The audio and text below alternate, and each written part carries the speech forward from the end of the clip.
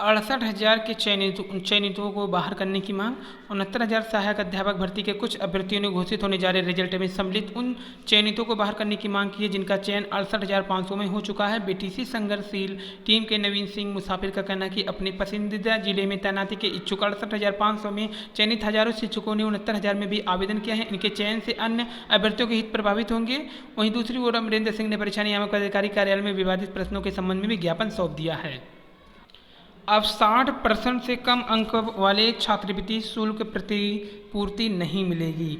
नियमावली में बदलाव, कम बजट के कारण ऐसा किया गया है। बताया जा रहा है कि छात्रवृत्ति और शुल्क प्रतिपूर्ति योजना का लाभ पाने के लिए अब सामान्य वर्ग के विद्यार्थियों को कम से कम 60% अंक लाने होंगे। तमाम स्थितियों को देखते हुए समाज कल्याण विभाग छात्रवृत्ति और शुल्क प्रतिपूर्ति योजना के नियमावली में बदलाव करने जा रही है। निदेशालय ने अर्हता का प्रतिशत बढ़ाने समेत अन्य सिफारिश संबंधी प्रस्ताव शासन को भेज दिया है, जहां से अंतिम फैसला लिया जाएगा। सूत्र बताते हैं कि समान वर्ग के विद्यार्थियों की छात्रवृत्ति और शुल्क प्रतिपूर्ति के लिए कम मिले बजट की वजह से पात्रता कम से कम हो, इसलिए यह प्रतिशत बढ़ाया जा रहा है। बीते साल समान वर्ग के विद्यार्थियों के लिए करीब 850 करोड़ रुपए का बजट था। इस पर भी विभाग समान वर्ग के करीब 4 लाख विद्यार्थियों को पात्रता के बावजूद स्कॉलरशिप नहीं दे पाया था।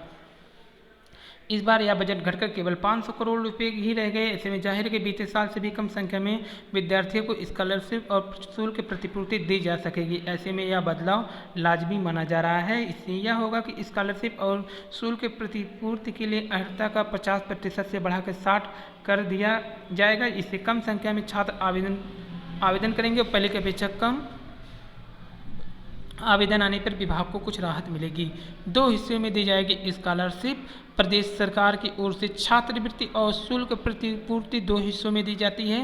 पूर्व दसम छात्रवृत्ति और शुल्क प्रतिपूर्ति कक्षा 10 तक या उनके समक्ष विद्यार्थियों को दी जाती है, जबकि दसमोत्तर छात्रवृत्ति और शुल्क प्रतिपूर्ति कक्षा 10 के बाद पढ़ने वाले विद्यार्थियों को मिलती हैं। प्रोफेशनल कोर्स करने वाले विद्यार्थियों को भी शुल्क प्रतिपूर्ति सरकार उपलब्ध करवाती है, लेकिन हर कोर्स के लिए प्रतिपूर्ति के मानक तय होते हैं। पहला हक होगा छात्राओं का। इसके अलावा विभाग तय करने जा रहा है कि छात्रवृत्ति और शुल्क प्रतिपूर्ति पहला हक छात्राओं का होगा। दिव्यांग विद्यार्थियों को भी प्राथमिकता में ऊपर रखा जाएगा। इनको भुगतान करने के बाद जो रकम बचेगी उससे समान वर्ग के विद्यार्थियों को छात्रवृत्ति और शुल्क प्रतिपूर्ति दी जाएगी। विभाग अगर यह सिफारिश मान लेता है तो यह सुनिश्चित हो सकेगा कि आवेदन करने वाली सभी पात्र छात्राओं को स्कॉलरशिप मिल जाएगी। जारी करनी होगी कॉमन गाइडलाइन। समाज कल्याण विभाग, पिछड़ा वर्ग कल्याण विभाग, अल्पसंख्यक कल्याण विभाग में स्कॉलरशिप और शुल्क प्रतिपूर्ति के नियम अलग अलग हैं, इसलिए एक जैसे ही नियम सभी विभाग अमल में लाएं। इसलिए समाज कल्याण विभाग कॉमन गाइडलाइन सभी विभागों को जारी करने के बारे में सोच रहा है। तो ये थी आज की न्यूज़। अगर न्यूज़ पसंद आए तो आर के स्टडी को सब्सक्राइब कीजिए, लाइक कीजिए, शेयर कीजिए। धन्यवाद, थैंक यू।